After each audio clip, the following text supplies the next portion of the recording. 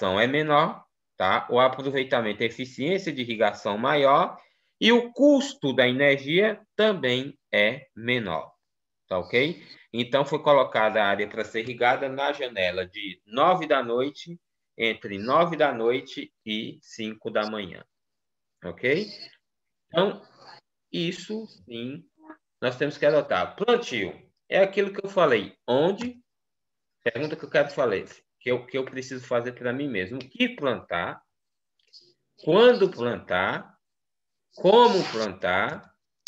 Onde plantar? Tá ok? O que plantar depende da demanda do mercado, do tipo de solo, da qualidade da água e clima da região onde o empreendimento será instalado, certo? Muita gente em regiões muito frias começaram a produzir maracujá. Foi até bem no começo, mas de um tempo à frente não foi, não vingou. Principalmente essas regiões onde há precipitação de chuva nas épocas frias do ano, ou seja, maio, junho, julho. Eu cito aqui a região alta do município de Ituaçu, Barra da Estiva, né? E também aí no Bonito. As plantas não se desenvolvem. Podem até melhorar o índice de... Não, se desenvolvem, digo, mas a incidência de doença é muito alta, tá ok? Como resolver isso? Tenho que planejar, fazer um calendário com um período de maior incidência de determinadas doenças e fazer pulverizações preventivas, tá ok? Na frente nós vamos falar um pouco disso. Quando plantar? Dependerá do clima, da região e da necessidade do mercado. Aquilo que eu falei anteriormente sobre o milho e sobre o quiabo, como exemplo, tá ok? Como plantar? Dependerá de aspectos físicos e químicos do solo e da topografia. Se vai ser necessário fazer curva de nível, se vai ser necessário fazer subsolagem na área, se vai ser necessário fazer plantio em patamar. Enfim, tudo isso deverá ser considerado. Onde plantar? Dependerá da topografia, do tipo de solo, da época do ano e do histórico de uso do solo. Bom, uma área de baixada. Eu não posso, numa área de baixada alagável, querer plantar na época do ano que há risco de alagamento. Mas aproveitando que esse alagamento, como acontecia no Egito Antigo, quando a água baixa, esse solo, essa água que passou, deixa resíduos e melhora a fertilidade do solo, aí eu posso me planejar para plantar nessa área, tá ok? Na época de maior baixa da vazante do rio. Eu vi muito isso, acontece muito na região dos Gerais, Correntina, Januária, lá em cima, divisa com Chapada Gaúcha. Os nativos da região usam muito as veredas, as vazantes do rio, para fazer os seus cultivos de subsistência. Eu vi muito isso lá e vejo ainda de vez em quando passo por lá. Tá ok? Atenção, antes de definir o que cultivar, é necessário fazer uma análise sobre preferências do consumidor, certo? Tipo de mercado e definir se quero vender para mercados distantes ou mercados locais. Se quer atender atacadistas ou vender diretamente ao consumidor. Tá ok? Vamos lá. Plantio, novamente. Como vocês podem ver, aqui eu tenho uma propriedade com diferentes características de topografia. Eu tenho beira de rio, tenho área de altiplano, tenho a posição para analisar aquele ponto de vista onde plantar. Algumas culturas eu preciso evitar o vento sul, que é o vento que vem mais frio, tá ok? Porque pode prejudicar e pode ser um fator que vai predispor aquela cultura a algumas doenças. Isso vale para café, mas tem hora que é impossível considerar a face do terreno para onde ela está voltada, mas isso pode valer para café, para maracujá, etc., para diversas culturas. Aí, tá ok? Vamos lá. Adubação, tá? Bom, nós falamos um pouco sobre a questão da água. Bom, sobre a questão da água e sobre as características do solo. É interessante que que no sistema de adubação que eu vou adotar, eu procure aquela que seja menos agressiva, aquela fonte nutricional que seja menos agressiva para o solo. Por exemplo, se eu utilizo adubos muito ricos em sulfatos, por exemplo, superfosfato simples, sulfato de amônia, sulfato como é que fala? Sulfato de potássio, etc., eu tenho um riscozinho de acidificação do solo. Então, eu preciso monitorar isso. Tá ok? Outra coisa, vai depender também do tipo de produção que se deseja praticar, das características do solo e do que eu tenho disponível no mercado, certo? Vai depender disso também. Como usar? Dependerá do tipo de solo, da cultura e do estágio fisiológico. Quando usar? Dependerá das condições climáticas e de estágio fisiológico da planta, tá ok? Então, aquela questão, milho, por exemplo, para eu ter uma melhor resposta e uma eficiência no uso do adubo que eu vou aplicar, sugestão, depende do tipo de solo. Se eu tenho um solo arenoso, né, que há uma intensa lixiviação, principalmente de nitrogênio e potássio, o ideal, ao invés de eu fazer essa adubação no solo todo de uma vez, é que eu faça em pequenas quantidades, parcelada de forma adequada, de acordo com o estágio de desenvolvimento da cultura, por exemplo, do milho. Considerando o milho, estágio de folha, V2, que é o quê? Quando a planta apresenta duas folhas. Aí eu planejo uma fertirrigação, no caso de milho irrigado, para entrar com adubação mais antes do plantio com uma parte do fósforo. No estágio V2, com adubação mais rica em fósforo, um pouquinho menos rica em nitrogênio e potássio. A partir do V4 ou V6, com 4 ou 6 pares de folha, aí eu começo a aumentar, reduzir o fósforo até eliminar a adubação com fósforo e aumentando gradativamente a adubação de nitrogênio e potássio, até próximo ao estágio final da cultura, ao desenvolvimento final. Isso é interessante que aumenta a minha eficiência no uso desses nutrientes pela planta. Óbvio que a quantidade vai depender do resultado da análise de solo e do estágio e daquilo que a literatura recomenda para aquela cultura, no caso do que estamos falando aqui, o milho como exemplo. Entenderam? É, aí não posso. Aí não dá câmera, que todo vídeo é aí. Mas chega lá se não for. Tem um microfone ligado aí.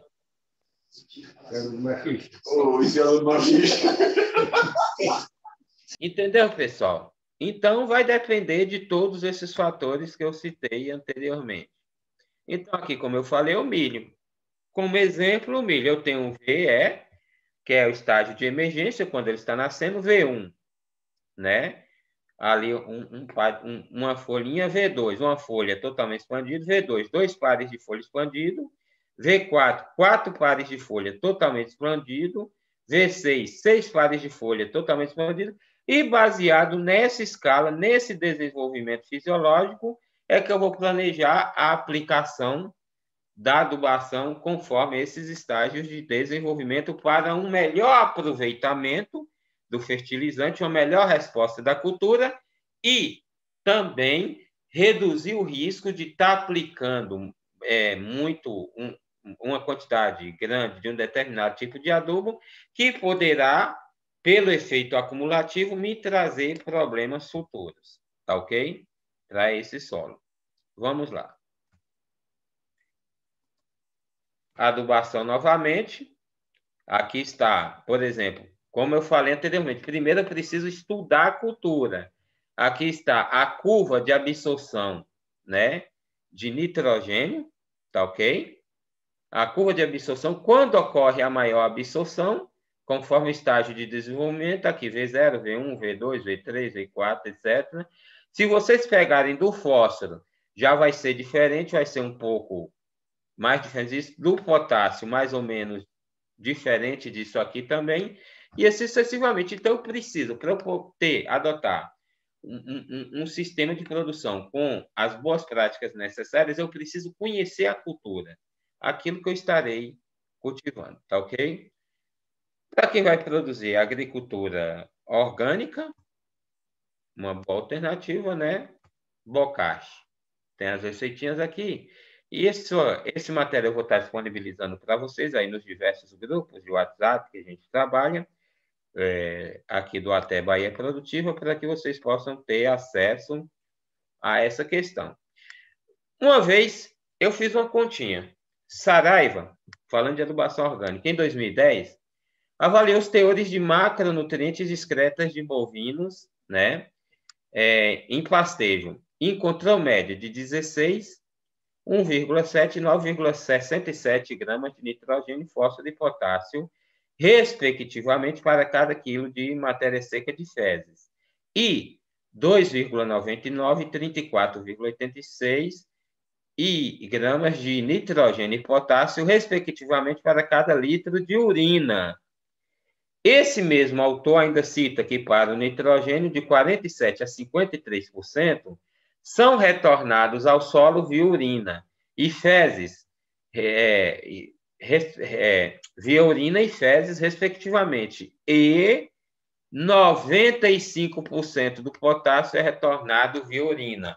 Detalhe, um dos principais nutrientes que a gente tem maior dificuldade de encontrar para fornecer para a agricultura orgânica de forma natural, em forma de fertilizante orgânico, é esse aqui, ó. Um dos principais. Para o fósforo, nós temos o fosfato natural de Garfield, né? Para o nitrogênio, nós temos esterco, temos chorume, etc., leguminosas, etc.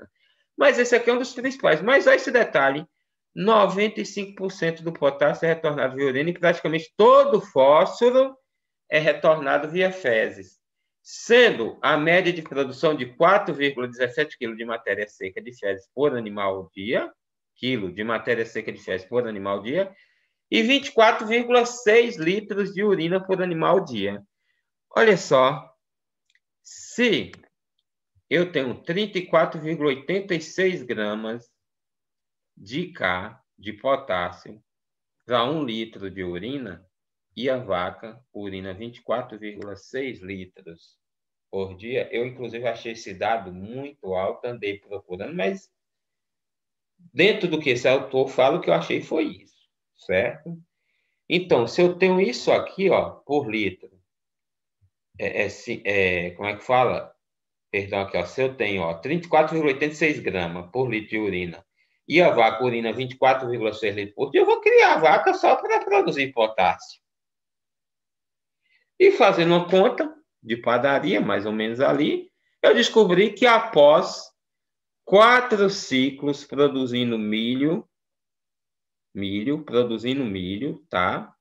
Para fazer silagem, após 4 ou 5 ciclos de cultivo, o que o animal defecou e o que ele estaria me fornecendo após cada ciclo do milho, depois de consumir a silagem, o que ele defecou, vaca de leite confinada, o que ela defecou, me garante material suficiente, né, para adubar de volta toda a área de milho que eu utilizei para produzir a silagem, sem ter que recorrer a fertilizantes químicos. Olha que massa! Reciclagem de nutrientes. Tirei daquela vaca só o leite. Os outros nutrientes que eu preciso, não haveria mais necessidade de eu comprar. Tá ok? E aqui, uma receitazinha de bocashi, né? Que dentro dos fertilizantes orgânicos é um dos melhores e mais importantes para quem quer praticar agricultura orgânica. Mas até para você verificar se é viável, é preciso fazer conta do custo de produção desse produto. Tá ok? Vamos lá. Manejo integrado de pragas e doenças. Tá? Manejo integrado de pragas e doenças. Dentro do meu planejamento, eu irei definir uma agenda para, dentro das boas práticas, né, na agricultura familiar, eu irei definir uma agenda, certo? Dentro do que eu conheço, do que eu estudei naquela cultura, para fazer o monitoramento de um determinado tipo de praga ou doença. Eu vou ter que pesquisar um calendário que irá definir qual época do ano eu terei ocorrência, maior ocorrência daquela determinada praga, né? O manejo integrado de praga, ele está em cima, né, de 6 pilares, tá? Controle cultural, ou seja, evitar ervas daninhas que sejam hospedeiras daquela determinada praga.